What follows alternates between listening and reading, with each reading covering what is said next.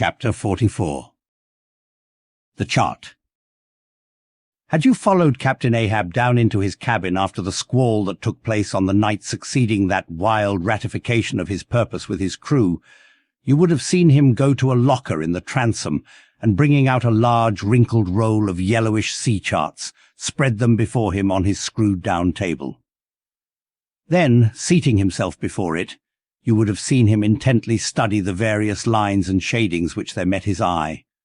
and with slow but steady pencil trace additional courses over spaces that before were blank.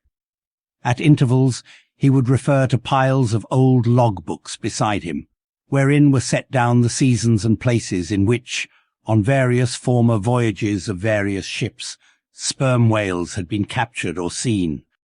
While thus employed, the heavy pewter lamp suspended in chains over his head continually rocked with the motion of the ship, and forever threw shifting gleams and shadows of lines upon his wrinkled brow, till it almost seemed that while he himself was marking out lines and courses on the wrinkled charts, some invisible pencil was also tracing lines and courses upon the deeply marked chart of his forehead. But it was not this night in particular that, in the solitude of his cabin, Ahab thus pondered over his charts. Almost every night they were brought out. Almost every night some pencil marks were effaced, and others were substituted. For with the charts of all four oceans before him, Ahab was threading a maze of currents and eddies, with a view to the more certain accomplishment of that monomaniac thought of his soul. Now, to anyone not fully acquainted with the ways of the Leviathans, it might seem an absurdly hopeless task thus to seek out one solitary creature in the unhooped oceans of this planet. But not so did it seem to Ahab, who knew the sets of all tides and currents, and thereby calculating the driftings of the sperm whale's food, and also calling to mind the regular ascertained seasons for hunting him in particular latitudes, could arrive at reasonable surmises, almost approaching to certainties, concerning the timeliest day to be upon this or that ground in search of his prey. So assured, indeed, is the fact concerning the periodicalness of the sperm whales resorting to given waters, that many hunters believe that, could he be closely observed and studied throughout the world, were the logs for one voyage of the entire whale fleet carefully collated, then the migrations of the sperm whale would be found to correspond in invariability to those of the herring shoals or the flights of swallows. On this hint, attempts have been made to construct elaborate migratory charts of the sperm whale. Besides, when making a passage from one feeding ground to another, the sperm whales, guided by some infallible instinct, say, rather, secret intelligence from the deity, mostly swim in veins, as they are called, continuing their way along a given ocean line with such undeviating exactitude that no ship ever sailed her course by any chart with one tithe of such marvellous precision. Though, in these cases, the direction taken by any one whale be straight as a surveyor's parallel, and though the line of advance be strictly confined to its own unavoidable straight wake, yet the arbitrary vein in which at these times he is said to swim generally embraces some few miles in width, more or less as the vein is presumed to expand or contract, but never exceeds the visual sweep from the whale ship's mastheads when circumspectly gliding along this magic zone. The sum is that at particular seasons within that breadth and along that path, migrating whales may with great confidence be looked for, and hence, not only at substantiated times, upon well-known separate feeding grounds, could Ahab hope to encounter his prey, but in crossing the widest expanses of water between those grounds, he could, by his art, so place and time himself on his way, as even then not to be wholly without prospect of a meeting. There was a circumstance which at first sight seemed to entangle his delirious but still methodical scheme, but not so in the reality, perhaps. Though the gregarious sperm whales have their regular seasons for particular grounds, yet in general you cannot conclude that the herds which haunted such and such a latitude or longitude this year, say, will turn out to be identically the same with those that were found there the preceding season. though there are peculiar and unquestionable instances where the contrary of this has proved true. In general, the same remark, only within a less wide limit, applies to the solitaries and hermits among the matured, aged sperm whales. So that though Moby Dick had in a former year been seen, for example, on what is called the Seychelles Ground in the Indian Ocean, or Volcano Bay on the Japanese coast, yet it did not follow that were the Pequod to visit either of those spots at any subsequent corresponding season, she would infallibly encounter him there. So too with some other feeding grounds, where he had at times revealed himself. But all these seemed only his casual stopping places and ocean inns, so to speak, not his places of prolonged abode. And where Ahab's chances of accomplishing his object have hitherto been spoken of, allusion has only been made to whatever wayside, antecedent, extra prospects were his, ere a particular set time and place were attained, when all possibilities would become probabilities, and, as Ahab fondly thought, every probability the next thing to a certainty. That particular set time and place were conjoined in the one technical phrase, the season on the line. For there and then, for several consecutive years, Moby Dick had been periodically descried, lingering in those waters for a while, as the sun, in its annual round, loiters for a predicted interval in any one sign of the zodiac. There it was, too, that most of the deadly encounters with the white whale had taken place. There the waves were storied with his deeds. There also was that tragic spot where the monomaniac old man had found the awful motive to his vengeance. But in the cautious comprehensiveness and unloitering vigilance with which Ahab threw his brooding soul into this unfaltering hunt,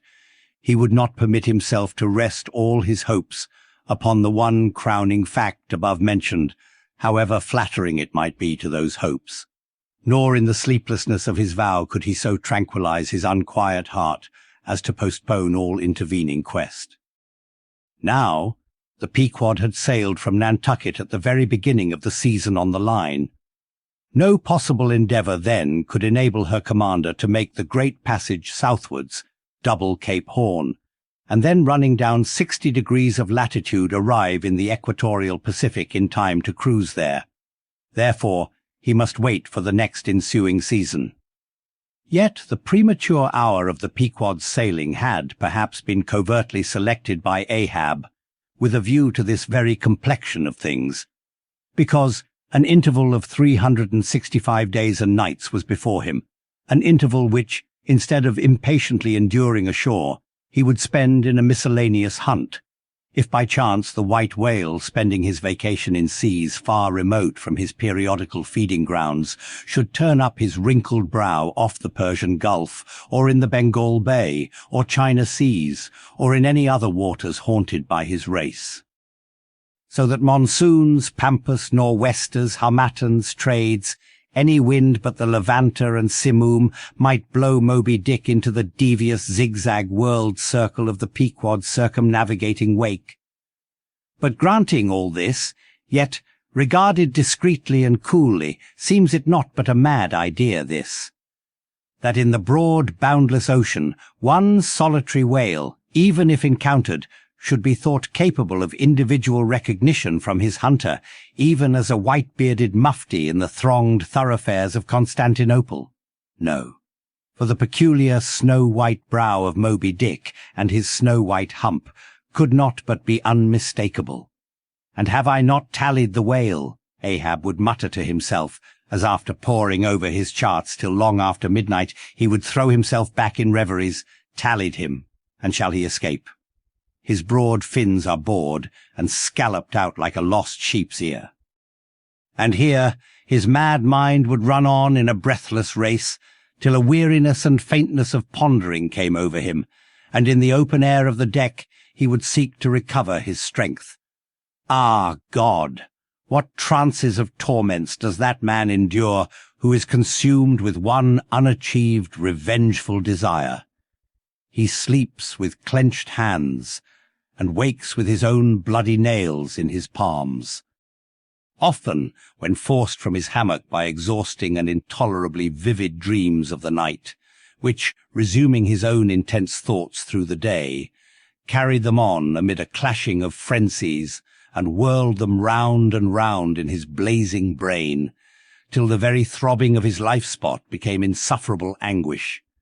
And when, as was sometimes the case, these spiritual throes in him heaved his being up from its base, and a chasm seemed opening in him, from which forked flames and lightning shot up, and accursed fiends beckoned him to leap down among them. When this hell in himself yawned beneath him, a wild cry would be heard through the ship,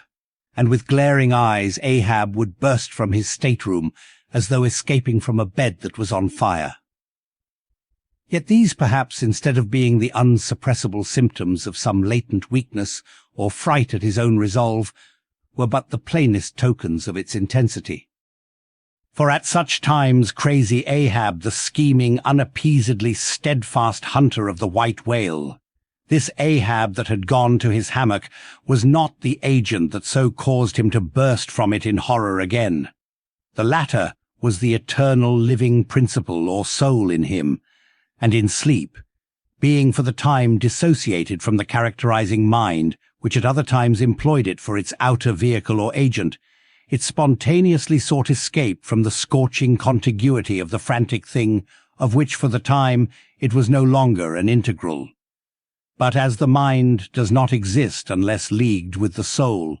therefore it must have been that in Ahab's case, yielding up all his thoughts and fancies to his one supreme purpose, that purpose, by its own sheer inveteracy of will, forced itself against gods and devils into a kind of self-assumed, independent being of its own. Nay, could grimly live and burn, while the common vitality to which it was conjoined fled horror-stricken from the unbidden and unfathered birth. Therefore, the tormented spirit that glared out of bodily eyes when what seemed Ahab rushed from his room was for the time but a vacated thing, a formless somnambulistic being, a ray of living light, to be sure, but without an object to colour, and therefore a blankness in itself. God help thee, old man, thy thoughts have created a creature in thee, and he whose intense thinking thus makes him a Prometheus, a vulture feeds upon that heart forever, that vulture the very creature he creates.